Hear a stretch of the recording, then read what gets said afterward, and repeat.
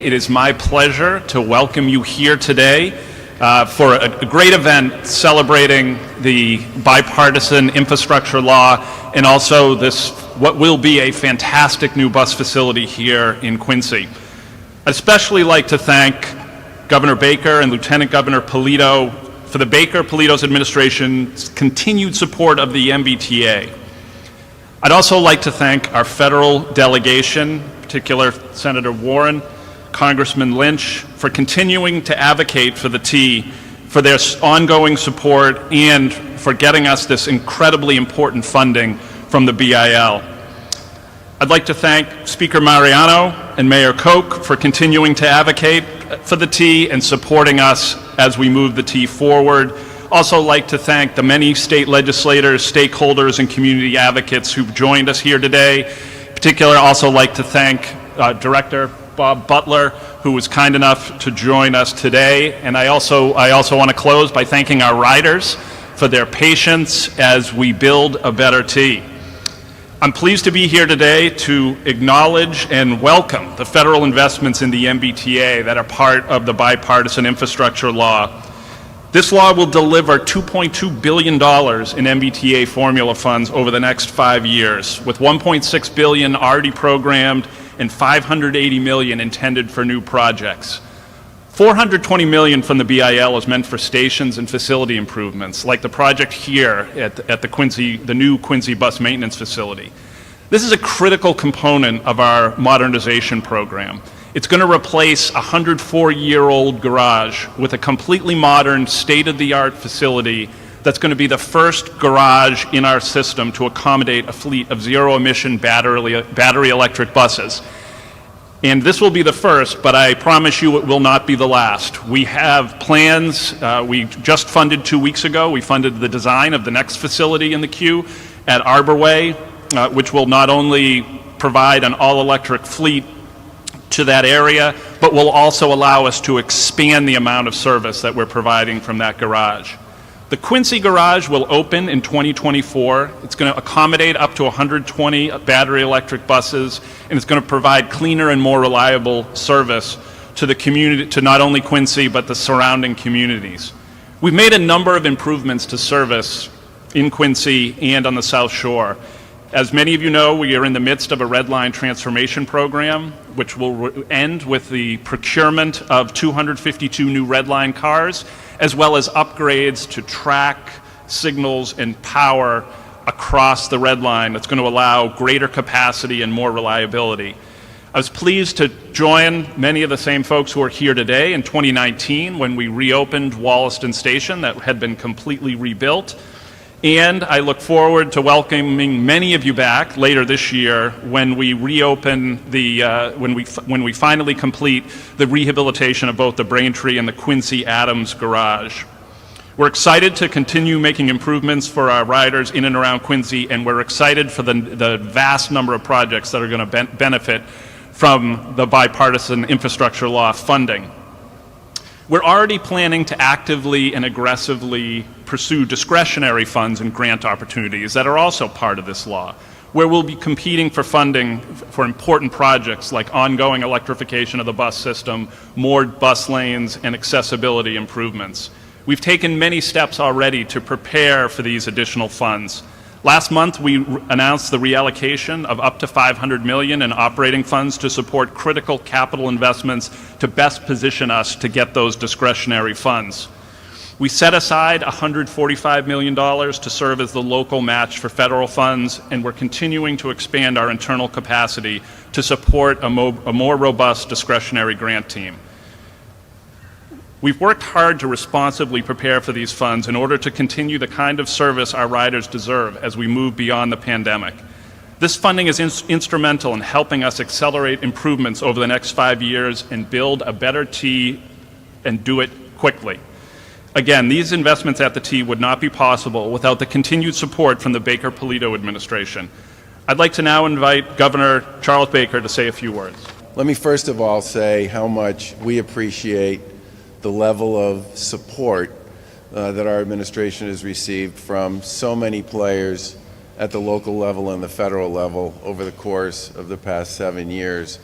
A lot of the work that gets done that involves public transportation requires a teamwork effort between our federal delegation and federal administrators and our local colleagues, who in many cases are a big part of how we actually make stuff happen on the ground.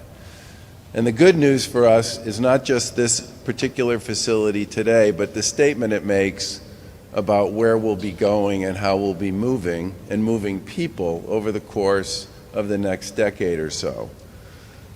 The part of the infrastructure bill that was passed by Congress and signed by President Biden that involves what we call formula funding represents an increase to Massachusetts of about $9.5 billion over the course of the next 5 or 6 years.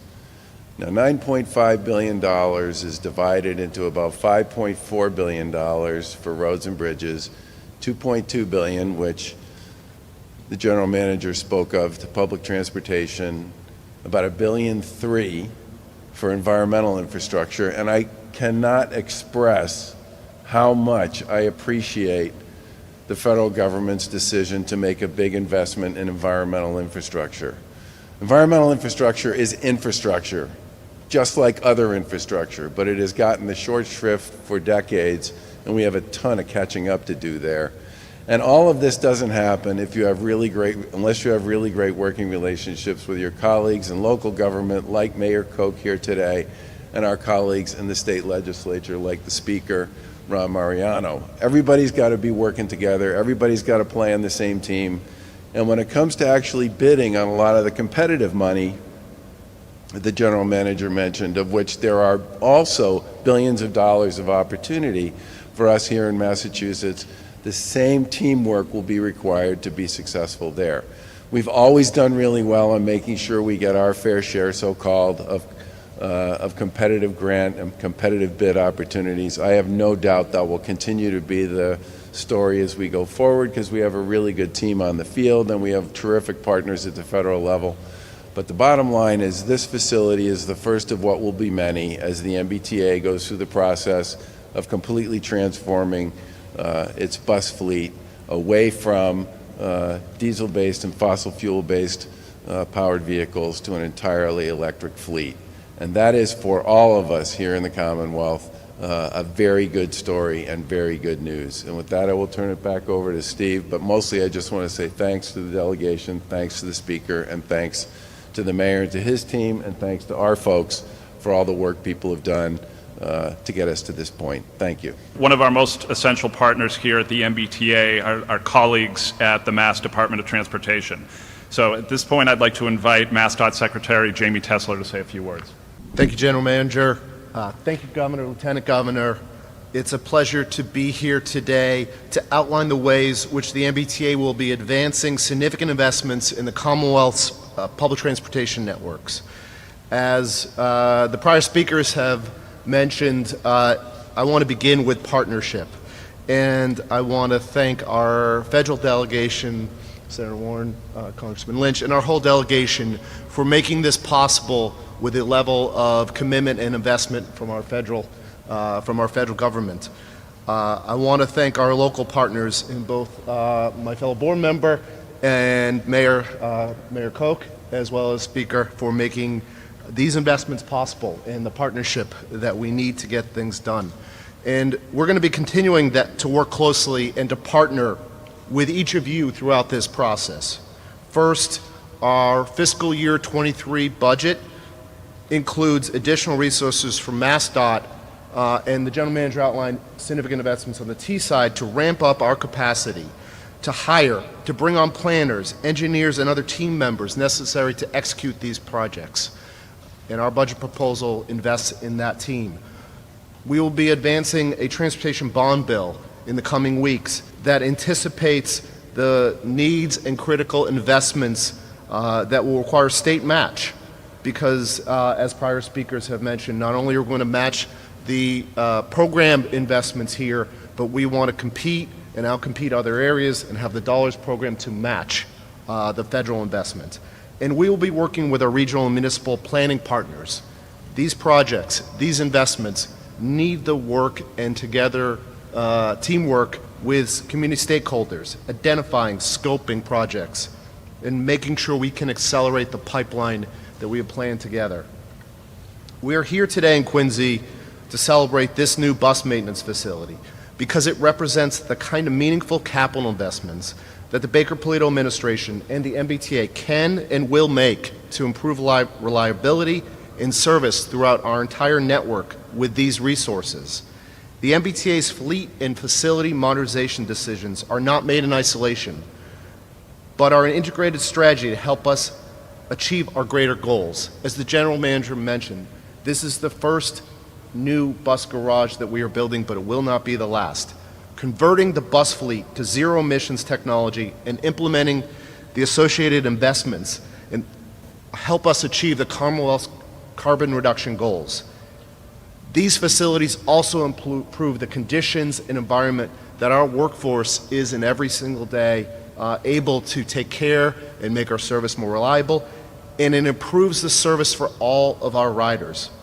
Increasing the fleet size and pursuing a network redesign that meets the needs of a growing and changing ridership with a focus on equity, service, reliability, and sustainability is also complemented by building these new facilities. These capital investments are key to the MBTA projects like bus transformation and deploying new and cleaner technologies. And as previously mentioned, the BIL will provide the MBTA $2.2 billion over the next 5 years to continue to make these key upgrades, such as electrifying our bus network and dedicated bus lanes, core capacity investments, station improvements, and on commuter rail double tracking and bridge projects, vehicles, electrification, early action investments, all reducing the MBTA's carbon footprint. I also want to note that there are also $66 billion in funding across the United States for Amtrak to improve the passenger and rail network. And we will be working with Amtrak as a partner to improve rail in the Commonwealth and along the Northeast Corridor.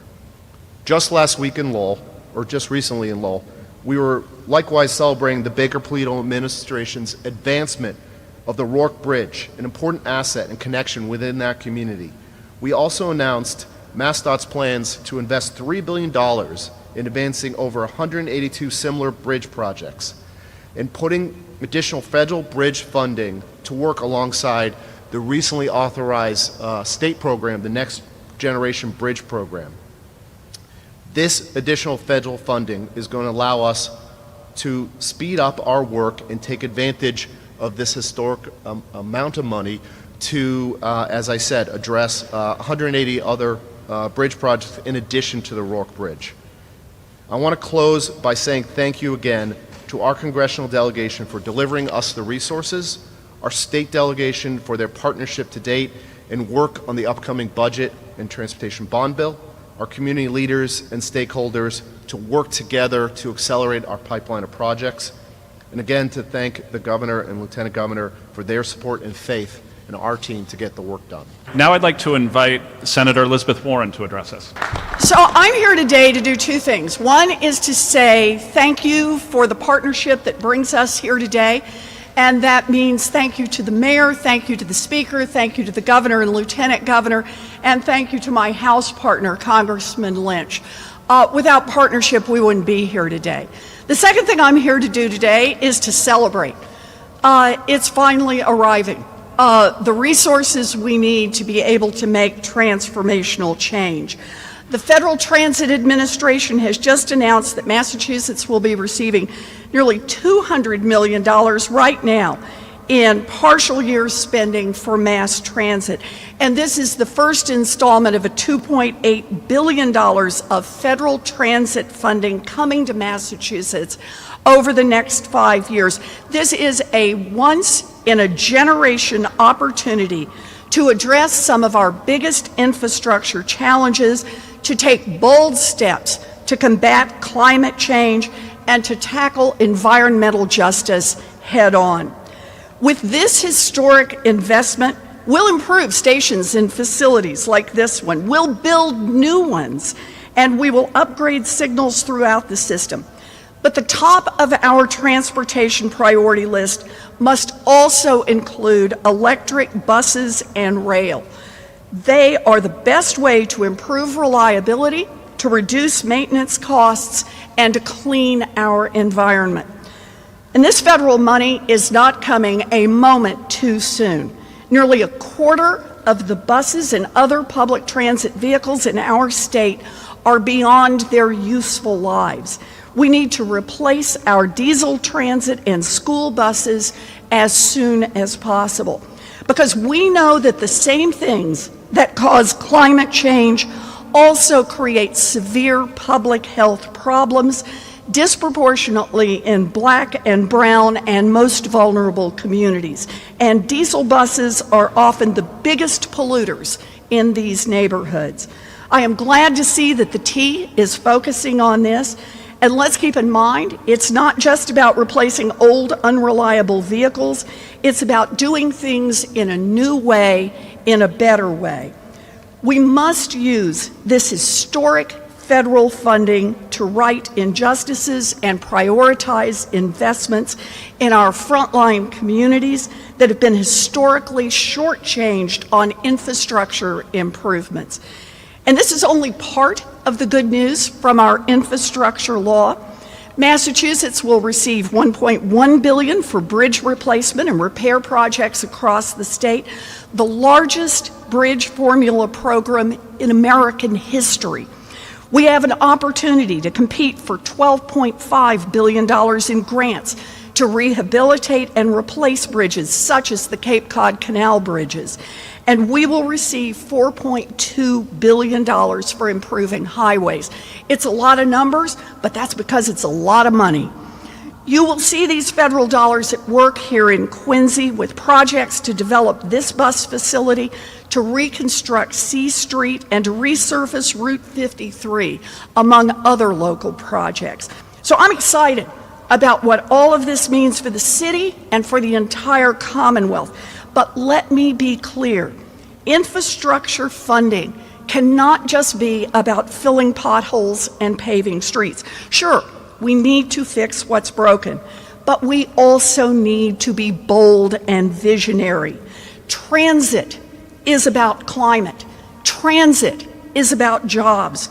Transit is about housing. Transit is about building a vibrant economy that works not just for a thin slice, but works for everyone in this Commonwealth. We have our toes on the line for transformational change right now.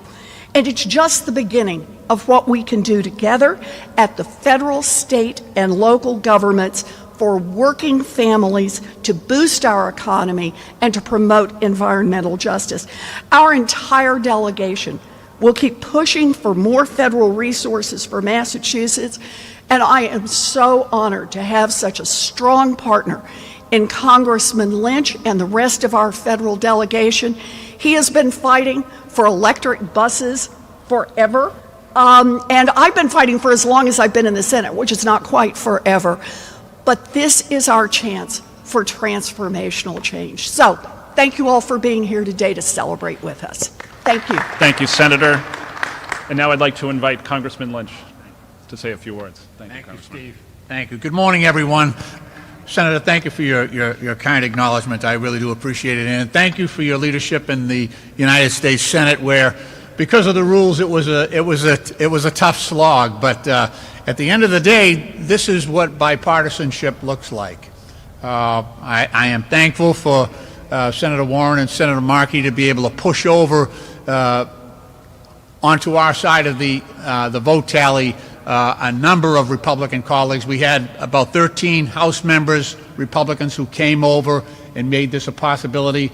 But this has been a very long process. And I want to acknowledge a few people who are not with us today. And that is, this became a reality through a long series of conversations and working with our local partners, from Ron Mariano, our Speaker, and Tom Koch, the Mayor of Quincy.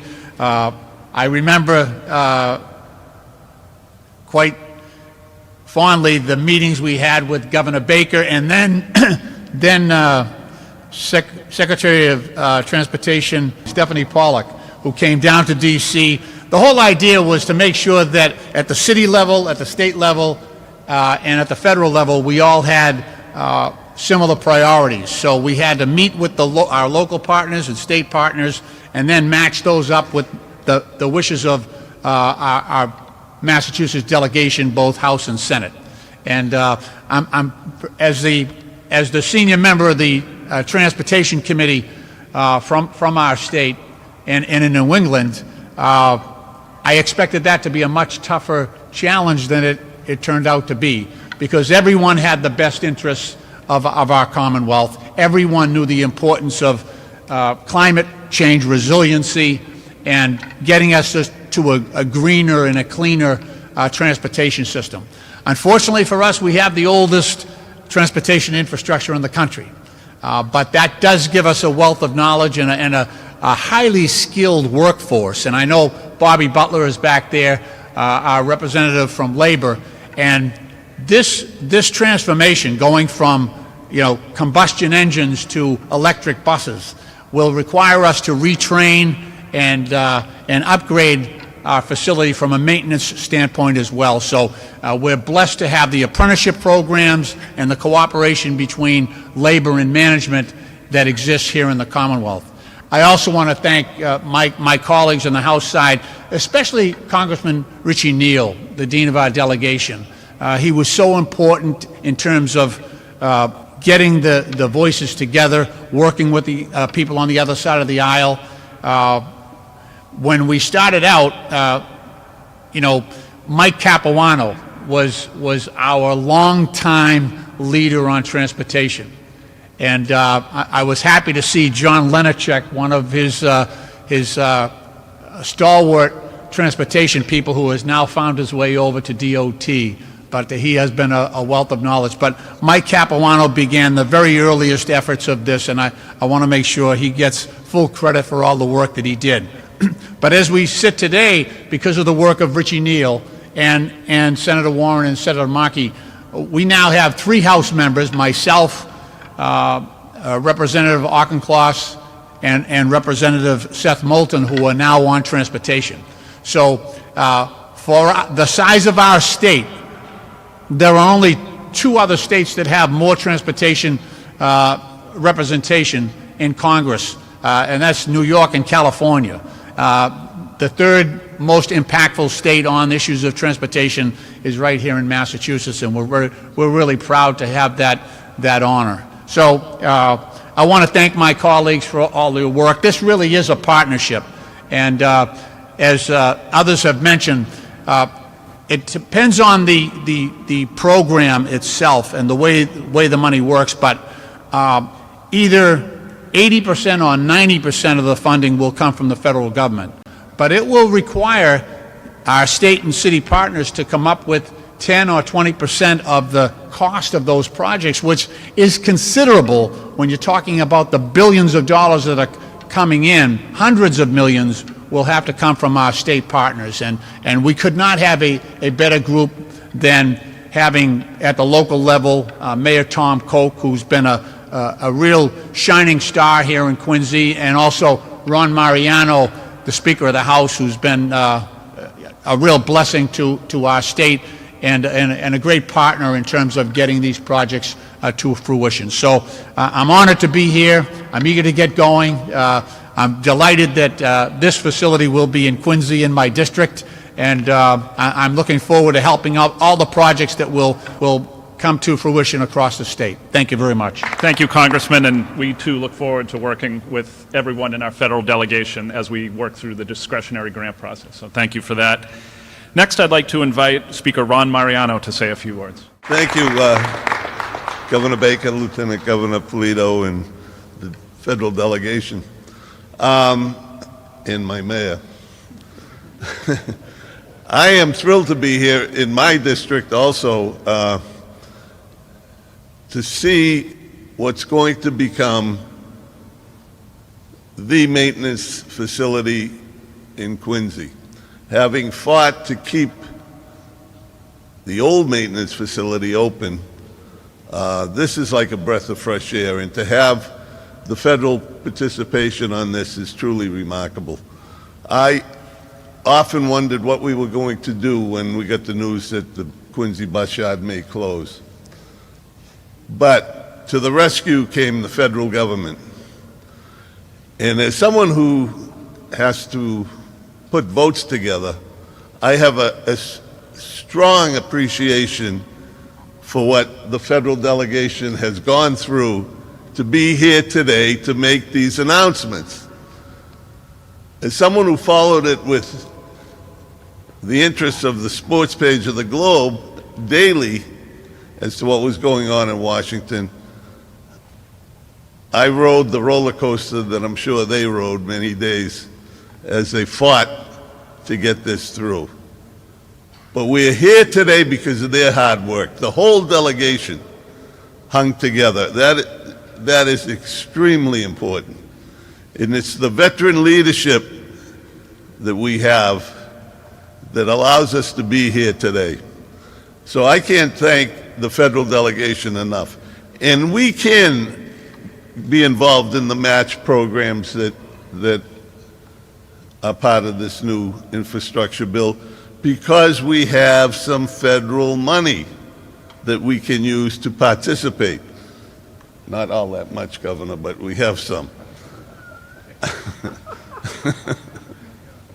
But with that, you know, I want to thank the one guy who's been through all of this, and it's Mayor Koch, who has been a real staunch advocate for the T. We know how important the T is. We agreed to have 4 stations in the city of Quincy.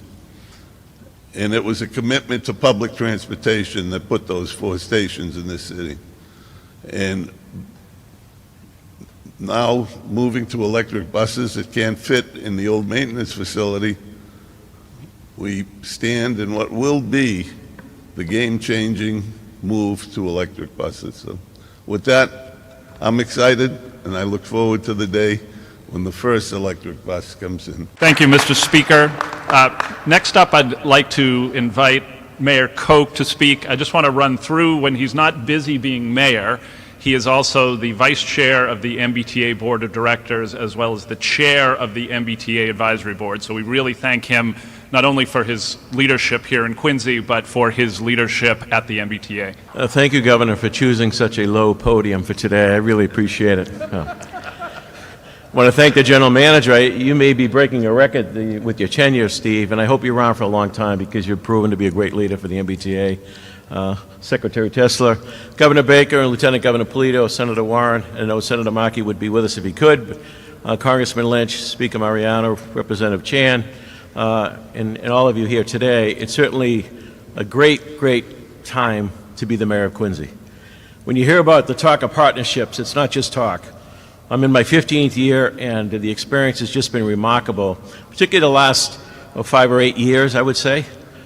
I'm on the phone or texting Congressman Lynch on a regular basis, runs both ways. I drive my speaker crazy about particular projects in Quincy. Certainly we have our Zoom meetings with Senator Warren and her team. And certainly the governor, lieutenant governor, we're in a regular conversation as well in many, many ways. And I want to just take a minute to talk a little bit about that. When I took office, the MBTA was in deplorable condition on the Red Line. The South Shore, Quincy South Shore, hadn't seen improvements in 40 years. In the blizzard of '78, when I was a kid, the roads were closed and the T was open. In the blizzard of '15, the roads were open and the T was closed. And that was because of the breakdown and the lack of investment and capital investment over those years. And I've seen over the years where governors kind of shy away from the T. It's a separate authority. This governor took the bull by the reins, or took the bull by the horns, and really tackled the issue. And that wasn't an easy thing to do. And that wasn't the only time he's done that. He's been a tremendous leader. Massachusetts truly is a model on how to operate in a bipartisan way. If it's a good idea, it's a good idea. It doesn't have to be a Democrat or Republican idea. So, Governor, I thank you. I know we got some months to go, and I hope we have some more projects to talk about in Quincy, but I thank you for all you've done for Massachusetts, particularly for Quincy. I know we have breakfast every so often, Speaker Mariano, so as you and Representative Chan, Senator Keenan, and Representative Ayers talk about how to distribute some of that federal money, I know you won't forget your hometown. But certainly, when you think about what this does at the end of the day, I think about driving Hancock Street in the summer day when it's 90 degrees, and there's a bus in front of you spewing diesel fumes, and your ventilation system sucking it into the car, and how disgusting it is. This is going to completely change that experience on Hancock Street and so many streets in Quincy, the South Shore, and across the Commonwealth. So on behalf of the people of Quincy, I want to thank the federal delegation, our state delegation, and our governor for the fine work they do. Thank you.